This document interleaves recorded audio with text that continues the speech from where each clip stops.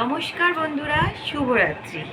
আমি তো তোমাদের সামনে খুব একটা আসি না, তবে আজকে মনে হলো একবার তোমাদের সামনে আসি। আজকে আমি আমার সেই স্পেশাল চিকেনটা রান্না করেছি। এই দেখো, দেখিয়ে দিই। পাতলা ছোট্ট ছোট্ট রুটি, একেবারে যেটা হাতের মুঠোর মধ্যে চলে আসে।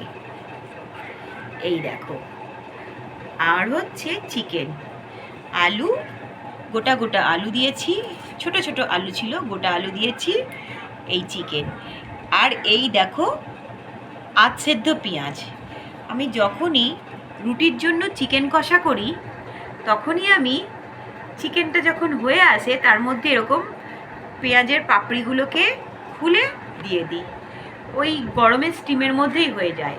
আর রুটি দিয়ে, লুচি দিয়ে অথবা পরোটা দিয়ে এই পেঁয়াজগুলো খেতে অসাধারণ লাগে। তোমরা চিকেন কষা করার পর এরকম পেঁয়াজ 4 টুকরো অথবা হাফ করে দিয়ে ওই মাংসের মধ্যে দিয়ে দেবে, দারুণ খেতে লাগবে। আমার রেসিপিটা ভালো লাগলে অবশ্যই লাইক কমেন্ট শেয়ার করো।